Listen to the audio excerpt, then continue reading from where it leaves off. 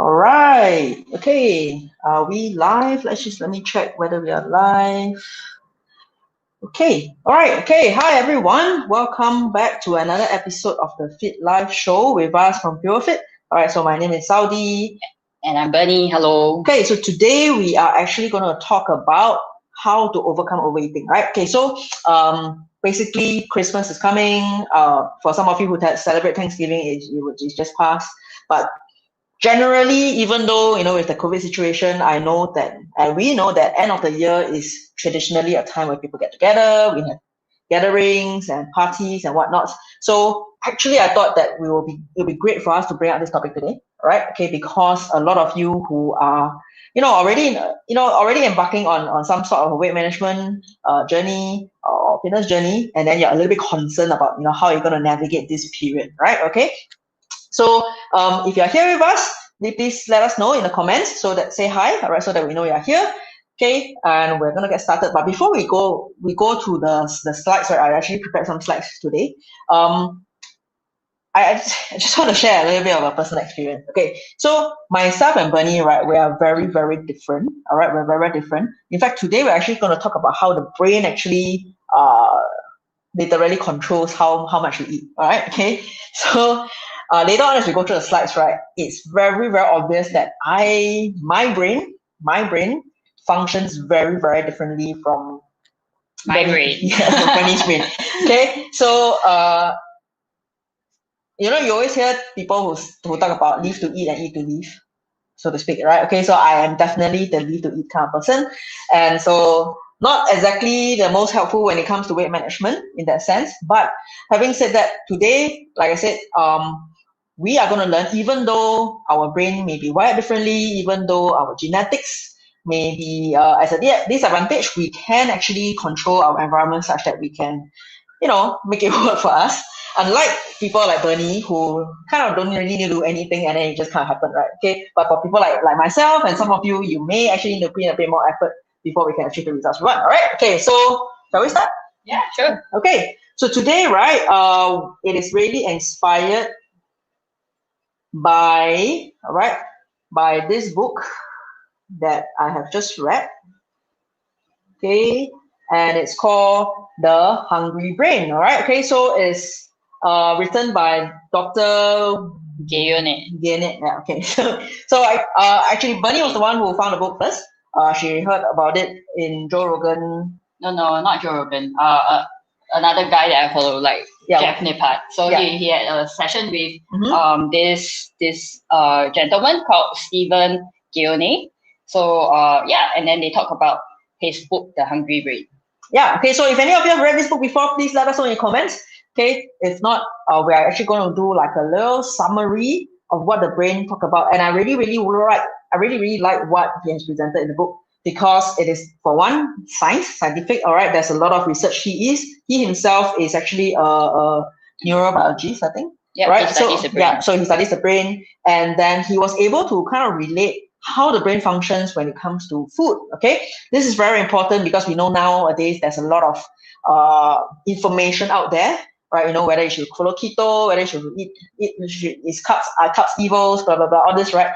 Okay, so it's very important to bring back the science, and I think a lot of people understand the calorie in, calorie out equation, but the thing is, that's just by theory. I mean, we know that calorie in, calorie out, but the thing is, we can know all this information, but how do we set ourselves up for success? Okay, so this book really, really helped for understanding what is really the mechanism behind how come some people it's just so difficult for some people to control their intake, control their appetite. All right, and then of course, how can we set you up for success? All right, so that's why we're going to talk about this book today. All right, so I see some of you watching. If you're here with us, please leave us a comment. All right, and say hi.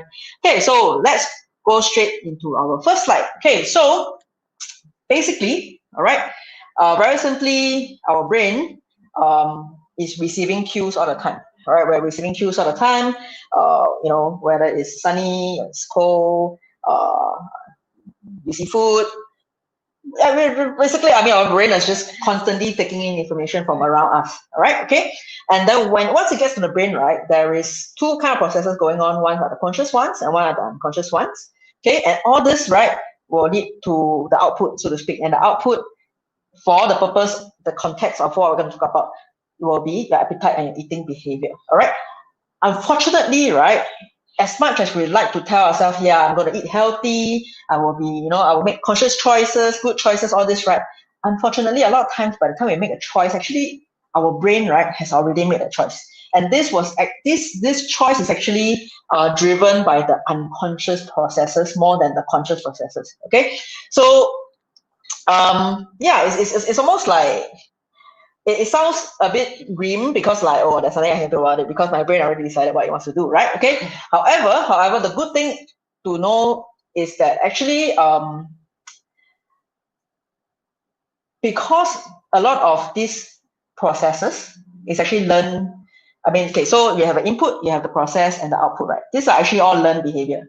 Right? When I say learned behavior, right, it goes all the way back to our ancestors when they were still hunting, gathering, and then food is not so abundant, right? Okay, so then we learn, our body learn, okay, food equals good because you want to stay full, you want to be able to stay alive, all this, all right?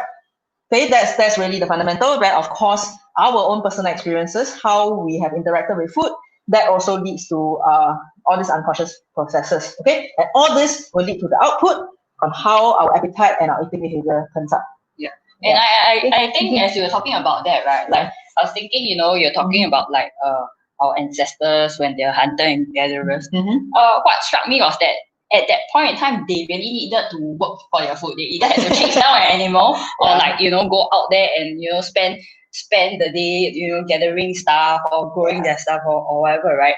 But then right now it's so easily available. Like right now, if I'm hungry, all I need to go down is to go down to a kopitiam and I can get something. Yeah, so that's a very good point because exactly what I'm going to talk about today, right, is all these cues, all these inputs. So a lot of processes are a bit old because like they are in us since the beginning of time and they still kind of stuck. So we have actually not really evolved according to our modern world, right? Our modern world, everything's done as abundance, right? So that is why later I'm going to talk about how come actually 70% of why certain people are overweight is actually due to genetics. Then you say, oh, how, if 70% is due to genetics, how come last time don't have fat people, don't have overweight people, right? It's because last time you want to be overweight also very difficult, right? Okay, so basically that's that, right? So I'm gonna talk about like let's come back to like your point basically is, yeah, I'm actually gonna tell you that for those of you who are overweight, yes, about 70% is actually based on your genetics, all right? And so for those of you who are not overweight, please try to understand that. And because there's this misconception that people who are overweight, they cannot control themselves. They like basically they are not successful because of that. But trust me, they are at a disadvantage in the first place. Okay, but so those of you who are in this so-called disadvantaged situation, don't be dejected because today I'm going to show you how you can create an environment to help you. All right, okay, so like I mentioned just now, so the input and then the processes and the output of appetite and eating behavior, right? So our brain, right, basically loves food that's high in calories, right? Because it is tend as rewarding because again, we want to stay alive and, and we want to have high fat. In fact, being high in body fats, right, actually represents fertility. And at that point, many thousand million years ago, that is a good thing. All right, we want to be fat, we want to be fertile so that we can reproduce and then continue our lifeline, right? Okay, so our brain has kind of stuck in that era. Okay, so right now it still functions that way. Unfortunately, it's because we have abundance now. We have food all around. So at the same time, the brain is like, oh, calories. Oh, we eat. All right, and it's as simple as just the eyes, right? If you see it, that's enough cues, that's enough inputs to tell your brain it's time to eat. All right, okay. Okay, so there's this other concept that was really very, very interesting, which is food value, right? Reward minus effort. So as we know already, right? Okay, our brain rewards, or rather, our brain thinks that high calorie foods are very rewarding. All right, okay. So previously, then you may need to kind of put in a lot of effort, right? So for example, maybe a buffalo meat is very nice, all right? Okay, the reward of buffalo meat is very nice, right? But then to chase it down is very difficult. So the effort is very high. So therefore the food value is a bit low, right? Okay, but compared to now, assuming McDonald's is, you know, super yummy for you. And all I need to do is to just take out my app and then press on the Grab app and just order McDonald's. That's like zero effort. All right. So that's why fast food, right, is so valuable. All right. The food value has just skyrocketed because it's such a great deal, right? I have very high calorie food with very little effort. All right. So again, modern society has evolved to really increase this food value, or rather, because of this equation in our head, right? We actually think that fast food is great. All right. Basically, the easier it is to get the food, the better it is. All right. Okay. Okay. So another concept in the book, right, which is again, it may sound very grim for those of you who want to, you know, go on weight management, is that our body actually really wants to keep our weight the same. All right. Okay. How it works is there's actually two systems. There's actually two systems in our brain that kind of make this happen. All right. So the first one is called a lipostat. It's like a thermostat, right? So thermostat we use. So in aircon, when we on 21 degrees, means if the temperature goes above 21, the aircon will try to bring it down to 21, right? And then if the temperature drops, and you try to bring it back to 21. Okay, so we actually have this lipostat in our body as well. And this amazing mechanism basically just wants to keep your body in the same state. All right, okay. So therefore, right, one of the things is like, oh, maybe I am 55 kg, then okay, I'm obviously not 55 kg, but assuming two 55 kg person, right? Okay, they eat exactly the same thing. One person can actually gain weight. All right, and one person can actually maintain. Why? Because their lipostat might be different, right? Their lipostat might be at a different point. Okay, so this lipostat is very powerful because it's literally working to make sure that your energy intake and expenditure is equal. All right, so that is why the moment you put on that weight, the moment you put on that fat, it is you literally need to fight with your lipostat to get rid of it. All right, and that is one of the reasons. I mean, I'm talking about again the genetics. It was a revelation for me when I read this, because I realized that for myself, I mean, I've been overweight all my life, like literally overweight for all my life, and it is tough. That's why childhood obesity, childhood overweight is really important to look at, because the moment you gain that weight, right, it gets more and more difficult as you grow older to reduce. All right, okay. So this lipostat thing is something that is a very useful thing to know, because it's very easy for most people when you know want to try to lose some weight, right? It's like, oh, why is it so difficult? You know, I have this joke that I breathe also gain weight, right? Okay. And then yet I have to work so hard to lose that 1 kg. I just drink water, then I put that on 1 kg. So it's because of your lipostat at work. So understand that is something that you may have a issue with, so to speak, so that you don't have to feel so bad about yourself. All right. Understand it is you are up against something, but at least now you know your so-called enemy. All right. Then you don't feel so bad about yourself, because it's very easy to feel bad and then say, forget it, I'm done, give up, I don't want to try anymore. All right, so it's important to understand this. So later I'm going to talk about the two kinds of like people with different kind of lipostat, all right, that has this system. Okay, and of course the other system is the brainstem area, where regulate the energy intake meal by meal. So each meal, they will let you know, are you full? Are you not full? All right, okay, so I'll go into a little bit more details. Okay, so like I said, the lipostat, all right, basically it has one job, is to keep you, make sure the life-saving fats and fertility, basically make sure to keep you alive, to keep you fertile by keeping you fat. All right.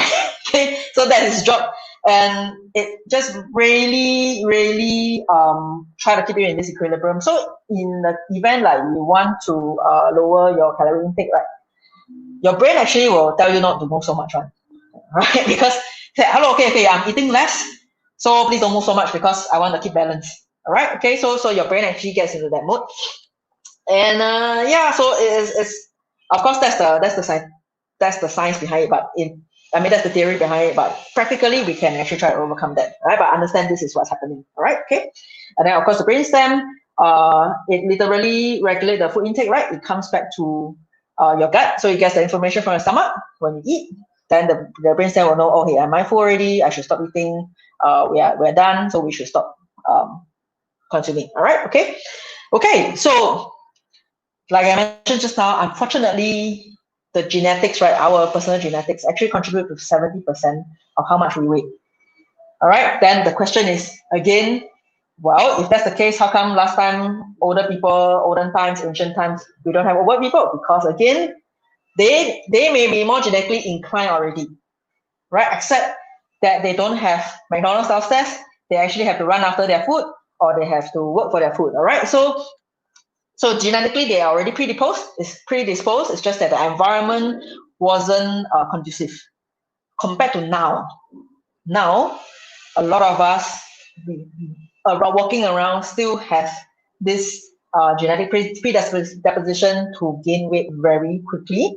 And unfortunately, our environment is now primed to allow that to happen. All right, so you will see that actually in all countries, especially the developed ones, more and more people are overweight or even obese because number one, genetically we are already more predisposed, and then number two, the environment is primed for it. So all food is so easily available, and high calorie density food is so easily available. It's just basically a recipe for weight gain. Yeah. Okay.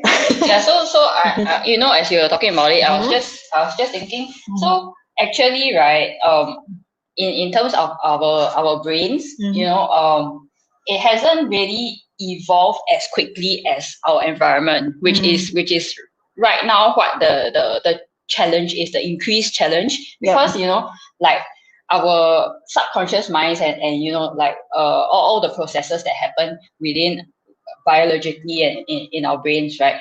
It still makes us go like crave and go after the calories and go after the food. It's just that right now it's so much easier to get them, whereas like last time, you know, it's you actually had to work much harder for it, or it's not as readily available and abundant. Yeah, that's right. Okay, so remember just now I was talking about the genetics, right? How would people with different genetics respond? So I'm going to show you the next slide. Okay. All right. Okay. So for some people, make a guess whether it's myself or Bernie, right? The first type of people in a high calorie environment, and the lipostat will say, "Whoa, calories! We have so much calories around. We're gonna get lots of fat on my body, and then keep it around, and then we'll be the most fertile in all of the land." Right, literally that. Okay, just realize this is unconscious. You do not know that your brain is thinking that, but it is unconscious, but it is entirely existing in your brain right now. All right. Then we have the second group of people who say, "Oh, okay. Well, I mean, our genes have survived thousands of years. But we'll be fine. We just keep doing what we're doing, right?" Which is basically yeah. So I mean, like right now, if we have like food in front of us and or like we're browsing something in, let's say, Don Donkey, right? That if you look at her, you literally see the greedy look in her eyes. I don't know how to describe it, but when you see it, you know it. It's just like ding, and then I'm like, okay, okay. Yeah. So yeah, literally when we go supermarket or you go to the restaurant, then you open the menu, it's just pictures only, right? It's just pictures, right? Some people like me, we always describe myself as greedy.com, right? And some of my friends who are like greedy.com, we just see the food, like our eyes really just brighten up. Yeah. Right. Okay. It's unconscious, but it happens. Yeah. But versus people like Bernie will be like, okay, it's food, right? No, I mean I do enjoy good food as well, but it's a different level altogether, right? And the other day, I think we were just talking about this, that the word delicious, right? I learned that for some people, delicious is actually a feeling. I was like, how's delicious a feeling? It's a word to describe something, but it, according to them, it's a feeling. Okay, so different wiring. Yeah. Okay, so for those of you who are watching, let us know. Are you type 1? Type 1, which is basically when you have a high calories, like, oh, give it to me, man. All right, this is again unconscious, but you look at food, you're greedy.com. All right, this is first type, and then the second type who is like, okay, man, I mean, it's food, I will just eat it because it's there, but I don't have to overdo it. Okay, so we have to eat to live and live to eat, right? Okay, basically that. Okay, so let us know in the comments what kind of person you are, right? Okay, so now that we know, all right, now that we know that our brain unfortunately, certain people have a disadvantage. Okay, how can we outsmart our hungry brain?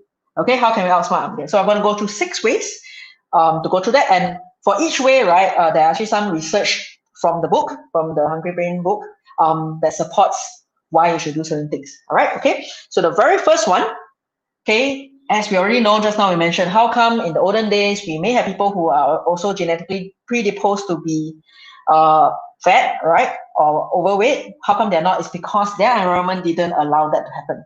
Okay, but right now it does. So that is why it's very important to fix our food environment per se. Okay, so there's this actually very interesting research that was done in the book, right?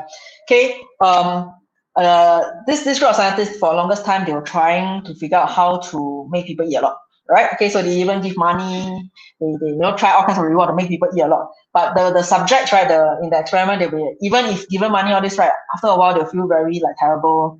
They just don't want to eat anymore. All right. Okay, so they came out with this brilliant idea. Okay, so these researchers, right, they put 10 people in this metabolic ward, okay, and then they put these vending machines there. Okay, these vending machines there that there's all kinds of food. You have range from the cheesecake, your pot pie, all the way to healthier things like apples and whatnot, right? Okay, so each person is given a code. All you need to do is just punch in your code, then you can take the food you want, and then if you don't finish it, you need to pass it to the people working there around so that they can weigh what you can eat. So what they found out, right, is all the participants, every participant actually ate 173% more than what they actually need over 7 weeks. And in fact, over these 7 weeks, right, everyone put on 5 pounds, which is about 3 kg. All right. Okay. So this is what happens when there is abundance of all this high calorie food just easily accessible. And the thing is, right, the funny thing is these people weren't even forced to eat. They were given choice. You can go and take it anytime you want, whenever you want, and then every single one overate because of the availability. All right, okay, so that shows the power of accessibility. Okay, so that is why for yourself, okay, if you are like myself, okay, the ones with the hungry brain or the greedy brain, all right, then you want to create an environment that doesn't have all this temptation. All right, so you want to just put away all your calorie-dense food, whether it's your home, your office. Okay, so don't buy, see no evil, right? Then you won't think of it. Okay, in fact, you also want to minimize exposure to food ads or visible food. All right, okay. For example, right, there are people who walk past bakery. Wow, smells so nice. Or walk past the old chunky. Wow, smells so nice. Or even not even smell, right? Just look at the food only, you already want to eat already. All right, so that is not helping you. Okay, so fixing your environment is not just about your home, your office, but even your transport, your commuting route. All right, plan your commuting route so that you won't pass by restaurants, pass by the bakery, pass by the old chunky, pass by the bubble tea shop. You know, all these places, right? They are actually just out to sabotage you, so you can help yourself by planning your route. Okay. You might also need to stop following certain pages, you know, because now with your phone, right, it's like so easy for these images to pop up in your face. Yeah, you have your Instagram and all. Yeah, so you want to create your environment not just in terms of what is accessible in the house, but also how you interact with your environment outside of your home. Okay, so plan your route. Don't buy them. If you don't buy them, you don't see them, and then you will not be so prone to eating them. All right, because we also talk about the ease of eating. All right, so that's why actually for some of my clients whom I'm working with for weight management, right, I literally had to tell them to uninstall your food delivery apps, right? Because I'm bored, then I just look at my food panda, then I look at my grab food, then I just okay, that's just order. It's so easy, just press button, right?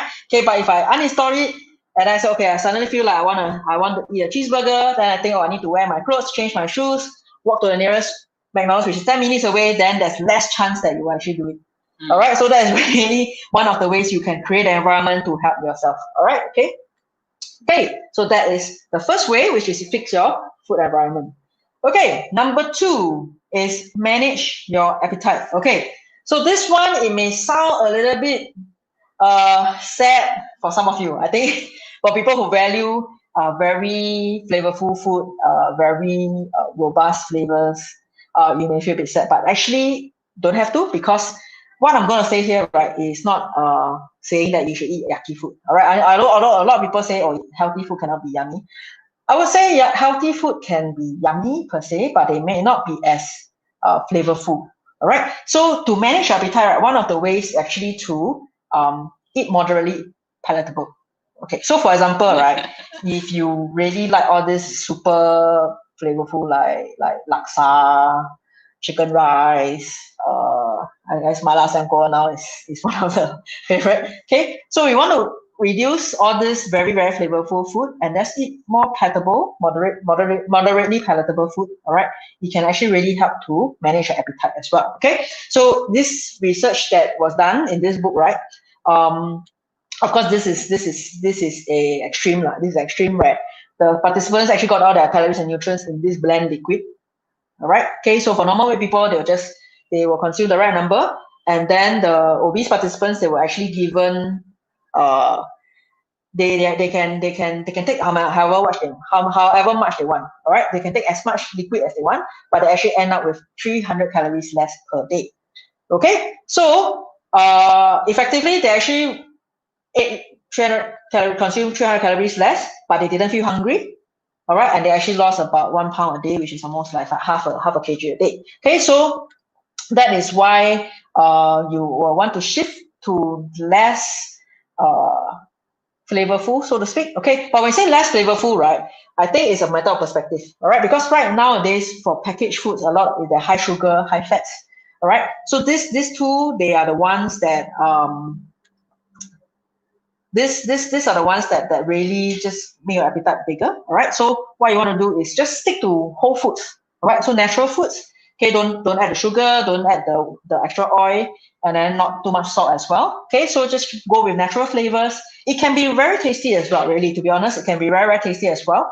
And you get the natural sweetness from the vegetables, you get the natural, when you have seafood, you have the natural flavors from the sea and etc. Right? Okay, I think herbs are also great. Yeah, herbs and spices. Yeah, herbs and spices, they are natural, they are plant-based. So you can put herbs and spices. So that can still make your food tasty, except that they are not so robust in terms of flavor. So you want to not add your extra sugar and your extra oil, basically. All right. So that will really help to manage your appetite, and you don't even feel that you are hungry. All right. So that is a very effective way. Okay.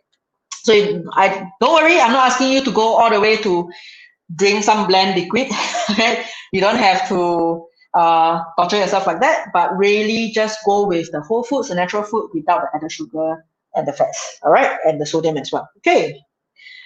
All right, okay. The third point I'm going to talk about is beware of food reward. Okay, so how many of you out there equate food to reward? I know I am. Okay, so it is a very bad habit that was created when I was young. Okay, and I'm also noticing that a lot of parents nowadays to do that. Like, oh, if you behave well, we'll go to McDonald's. If you do this, I'll give you ice cream. That's for children. Then for myself, it's, oh, I work so hard, I deserve a big meal. Oh, I work so hard, I deserve a steamboat buffet. Things like this, right? We are using food as a reward. Okay, and again, these are learned behaviors. All right, there's no fault of yours. It's of no fault of yours. It's just a learned behavior that could be family culture, could be what you've been exposed to since young. And again, remember, our brain loves food, right? Okay, so it's very easy to make food become a reward. Okay, so the thing is, food with high sugar, high fats, they tend to make us feel very happy for a momentary of short time as well. So that's why it makes it even more rewarding per se. Okay, so I want to introduce two terms. Okay, so one is RRV, which is relative reward value. Okay, so how willing are you to work for food related award in comparison to non-food related award? So for people who are overweight, you tend to have a high RRV for food. All right, so you actually value food more than other kinds of rewards. Okay, so this is something that you want to be aware about. Okay, and now that you're aware, then you can actually try to change it. Okay, the second thing, all right, is called the delay discounting. All right, that means right now, having cake, you damn shook now, right? Okay, I don't really love cake, but for some people, having cake now is super good, super shook, right? But then you know that in the long term, it's not going to help you with your weight management. All right. Okay. if you have high discount, right? For most of the overweight people, unfortunately, you have high discount, which means, right, you don't really value your future self. You only think about now. Okay, you only think about now. You don't really care what happens later. So you have a very high delay discounting behavior. Okay, so know that two things. So for some of you who are overweight, very likely you have high RRV for food. Okay, you value food. Basically, you're very willing to work hard for food compared to other kind of rewards. Okay, and you also tend to have high discounting value. Okay, so knowing that you are like this, it's time to take a step back. Okay, and then realize that you will need some time to unlearn this. You will need some time to unlearn it. And what you can do is to start identifying non-food related awards that will work for you. All right. So for the delay discounting, right? Yeah. Is it something like instant gratification, like people who have instant gratification versus people who kind of like have a longer timeline perspective? Yes, it is. I mean, of course, food is just one example. In the extreme case, that's how addiction happens, like to drugs, even like gambling, alcoholism, all this. Because that instant you feel good, you're just continuing it without. Basically, you delay the effect. Like you don't think about the possible consequence later. You just think about right now. I enjoy. All right. So that is again is hardwired in a sense. Our brain is functioning that way. Is entirely unconscious, right? But now that you know that is there, then you can do something about it. So the process to unlearn and then really start identifying non-food related awards. So for myself, to be honest, I mean, I think a lot of people have this comfort food thing, right? Like instant noodles is one, like, you just have a long day at work and all you want is just comfort food, and comfort food may look very different. Like for myself, could be just like instant noodles or something. Okay, so then it's time to start identifying what are the possible non-food related awards. Okay, so for myself, I love a massage. So if I finish a big project, instead of celebrating with a buffet, I'll say, okay, I'm going to treat myself to a massage, for example. Okay, for some people, for better or worse, shopping, all right, say, okay, I'm going to buy myself a new dress, or a new tech gadget. I mean, things like this. So try to start moving away from food rewards, basically. All right, okay. I know Bernie doesn't have this problem. She does not use food as a reward at all, right? Sometimes I do, but it's, yeah, very rarely. Okay, number 4, make sleep a priority. Okay, so why do we say this? Is because the longer you're awake, right, the higher tendency that you will consume extra calories. Okay, in fact, this was a study done, and that if you don't get 7 or 9 hours, most of us will end up eating 300 calories more. Okay, and then because of our lipostat, remember lipostat likes to keep us where we are. Okay, so imagine if you're consuming 300 calories additional every day, it's very easy to start adding on the kgs, and then before you know it, it's kind of stuck because our lipostat wants to keep our levels there. All right, okay, so help yourself by sleeping more. Okay, there's one, of course, it helps to reduce the amount of calorie intake. That's one. But secondly, actually, your body do need time to recover as well. So not in terms of weight management, but sleep and rest is good for you, for your health in general. All right, okay, this is something I'm guilty of. I can definitely sleep more. All right, okay. Okay, number 5, move your body. Okay, so far I've gone through 4, and now at the 5th one. If you have any comments, if you really like any of the suggestions so far, please let us know in the comments. All right, okay. And if you want to elaborate, if you have any questions, just put it in the chat box, and then we'll answer them as quickly as we can. All right, okay. Okay, so number 5. Okay. So remember, we have this lipostat. All right. For some people, when you exercise, right, it actually helps to lower your what we call a weight set point. Okay, so for example, I'm always 60 kg. I exercise, it might help me to lower to 55, which my lipostat is okay with. So it starts to adjust the amount of calories it needs, basically. All right, okay. And then more importantly is, I think when people think about exercise, they think, oh, I must go to the gym, I must get a program. But actually, your NEAT, all right, which is your non-exercise activity, thermogenesis works very well as well, which means no need to have formal exercise, just find ways to move a little bit more every day. All right. I know now even worse, because if you work from home, you move even less. So really try to set an alarm clock, get up, walk to the kitchen, drink water. So we make sure you don't have a pantry that's full of snacks. All right.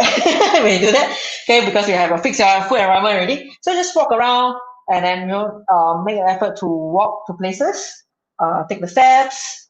Yeah, basically even doing house chores, washing clothes with your hands instead of the washing machine, sweeping the floor instead of using a robot vacuum cleaner. All this works as well. All right. So increase the house chores, that household chores. That will also help with your moving every day. All right. So in fact, even you're just fidgeting, like you're just fidgeting, you're just moving, right?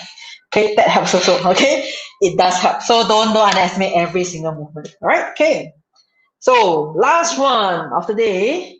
Okay, manage stress. Okay. So I still don't know how to pronounce his name. Guyenet. Okay, so Dr. Guyenet, he in the book he described this thing called threat response system, which is like stress, but I guess stress is a bit of a vague word. But in this case, he does recommend lowering the stress. Okay. So in the research study, these monkeys, okay, when they are subjected to stress, psychological stress, all right, they eat less when they are allowed healthy when they're sorry, let me rephrase that. So these monkeys, right, and when under stress, they will actually eat less when they're given only healthy foods. However, right, when they're given access to junk food, right, they actually end up eating a lot more. Okay. Again, because remember the feel good factor, right? Okay. And then the effect is even more pronounced if that stress is deemed as uncontrollable. That means I'm very, very stressed about this situation, but there's really absolutely nothing I can do about it, right? So for example, I am worried that I may get cancer. So it's just it does not hasn't happened yet. It's just this worry that bugs me all day long, and this is actually a stress. So it's classified as uncontrollable stress. All right. Okay. So this is even more pronounced. So again, you want to learn how to manage your stress. Okay. And how do we do that? First, number one, identify whether you're a stress eater. I know many of my clients are. Many of our students are stress eater. They use eating to relieve stress, but it's kind of like a cycle because, yeah, especially imagine, right? Imagine if you're trying to manage your weight, then you're stressed about it, then you go eat already. After you say, oh shoot, I'm very stressed now because I shouldn't have eaten that. Then it just creates this cycle that is very, very toxic for yourself, right? Okay. So you if you're a stress eater, always come back and number one, identify what are some of your possible stresses. Okay. Then try to mitigate them. Okay, by learning how to manage it. Okay, so of course there are some stress that can be managed by asking for support for other people. Okay, but there are some stress that are unavoidable. You will definitely have them. Then you need to learn how to cope with them. It could be through meditation, all right, or other constructive coping methods. All right. And of course, again, it comes back to the environment. Make sure you don't have comfort foods in your house because that's very, very easy to reach for whenever you're stressed. Okay. All right. So far we have gone through the 6 ways. So which one do you like best? Ready? For yourself, maybe not because you don't have a hungry brain like me, right? Yeah. Yeah, I think for myself, it kind of evolved as well. I think maybe previously I used to have more of that, but then nowadays I think it's getting less and less. I don't know. Yeah. All right. So for myself, in terms of what works best for me, is actually 1 and 2, fixing my food environment, right, outside our mind for sure. Okay, and then managing my appetite. So what I've learned to do is actually more cooking. When I cook myself, I can actually moderate what are the flavors I add in. So I use a lot of herbs and spices like what Bernie mentioned. Instead of adding added sugar, added fats, right? I don't do that anymore, and that really helps to control my appetite. That means I'm still enjoying my food for sure. I think my food is it's not bad. I mean, it's quite tasty, right? But it's not as robust in terms of flavor. And that actually helps to keep my appetite in check. Like I don't feel ravenous. I don't feel like I'm hungry all the time. Right? Okay, so that really works for me. So let us know, okay? Which way? 1, 2, 3, 4, 5, or 6 works best for you. Let us know in the comments. And then if you have any questions with regards to any of them, let us know as well. In fact, I think some of you may have had some success using any of this. Please share in the comments as well. All right, okay? So we've come to a conclusion. All right, and basically that's all. Right, okay.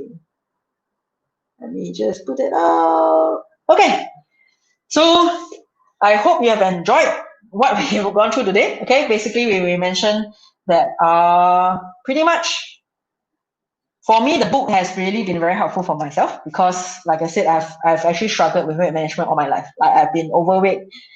In Singapore, we have this thing called the Tough Club, which is for overweight children. I've been in a Tough Club since I was like 8 years old. It's very bad for my emotional well-being, psychological well-being. But it is what it is. So it's something that I've struggled with, and even now as an adult, it's not something that I've dealt with already, to be honest. Like, I put on weight easily. But I've learned that for myself to focus on something else other than my weight. So for me, I focus on getting strong because that's what I do. I enjoy being a strength athlete. So I focus on that. And when I eat, I focus on making sure that my food helps me with my performance rather than my weight per se. All right. Okay. So for many of you, yeah, you could consider doing that. But of course, if you are really just focusing on weight management, know that your brain may be wired differently from some other people, like your skinny friends. They may be wired differently. So don't be too hard on yourself. Okay, number one, don't be too hard on yourself. It's important to acknowledge that, okay, it is what it is, but there are things I can do about it. All right. Okay. So if you have questions about it, please feel free to reach out to us. And if you are interested in the slides that we have shared just now, if you want a copy of the slides, please leave in the comments as well and type I want the slides, and then we will send you a copy as well. All right. Okay. So that's all for today. Yep. Right. Okay. So I hope you enjoyed that and you found that very informative. So if you really enjoyed that video, whatever knowledge we shared with you, please hit the like button and share with your friends as well. Okay, or subscribe to our channel, and we'll come back with another episode of the Fit Life Show next Sunday with more information. Well, not just information, but like hacks, fitness hacks, things that can help you reach your fitness goal easier and better. All right. Okay. So that's it from us today, and we'll see you next week. And remember, with Fuel Fit, you are never too busy to be fit. All right. Okay. Bye bye.